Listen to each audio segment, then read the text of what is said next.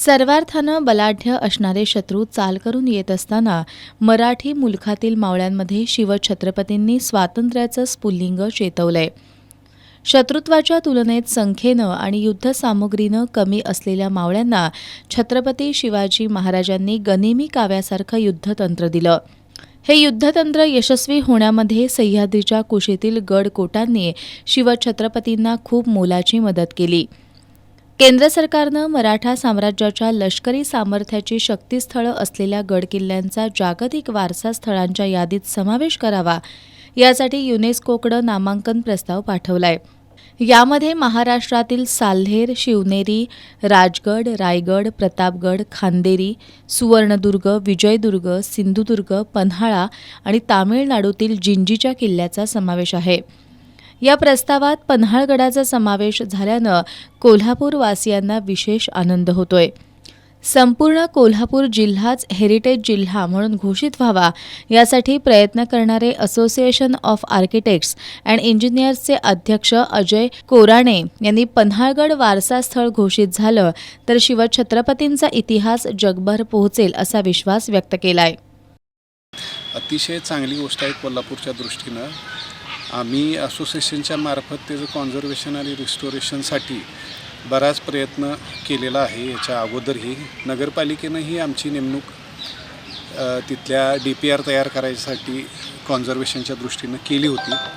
त्यामुळे ही जी बाब आहे निश्चितपणे पन्हाळ्याचं नैसर्गिक, सांस्कृतिक आणि ऐतिहासिक वारसा जतन करण्याच्या दृष्टीनं 100% फायदेशीर आहे आणि युनेस्कोच्या यादीमध्ये समावेश झाल्यामुळं जागतिक हेरिटेज यादीमध्ये कोल्हापूरच्या एका मॉन्युमेंटचा समावेश होतोय. हे अतिशय चांगली गोष्ट आहे.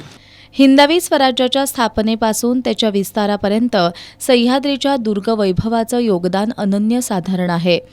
हे वैभव टिकावं आणि त्या माध्यमातून स्वराज्याचा जाज्वल्य इतिहास पुढच्या पिढ्यांपर्यंत पोहोचावा यासाठी जागतिक वारसा स्थळांच्या यादीत पन्हाळगडाचा समावेश होण्याची प्रक्रिया लवकरात लवकर पूर्ण व्हावी अशी अपेक्षा दुर्ग अभ्यासक राम यादव यांनी व्यक्त केली आहे.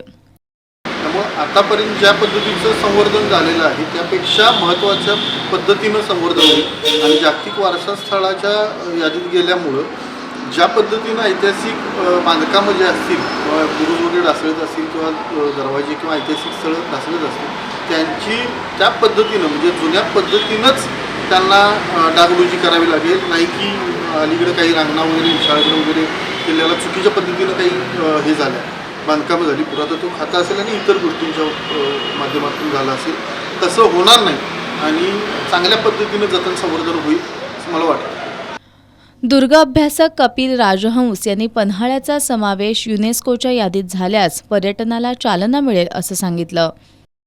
येणाऱ्या काळात या सगळ्या गोष्टी जर आपल्याला घडवून आणायच्या असतील तर त्यासाठी अतिशय चांगले आणि सकारात्मक प्रयत्न आम्हाला करणं गरजेचं आहे.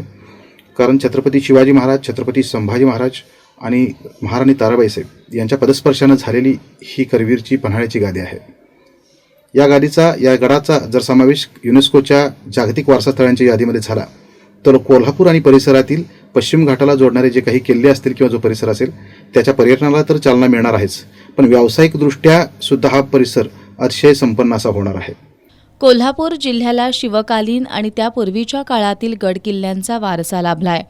हा वारसा जपणं शिवछत्रपतींचं नाव घेऊन राज्य करणाऱ्यांसह त्यांचा वारसा सांगणाऱ्या मराठी मातीतील सर्वांचीच जबाबदारी आहे. स्वराज्यातील 12 गडकिल्ल्यांची जागतिक वारसा स्थळांसाठी केंद्र सरकारनं शिफारस केली आहे. पन्हाळगडासह या सर्वांचाच वारसा स्थळांमध्ये समावेश झाला तर तो मराठी जनांसाठी आनंदाचा क्षण ठरेल यात शंका नाही.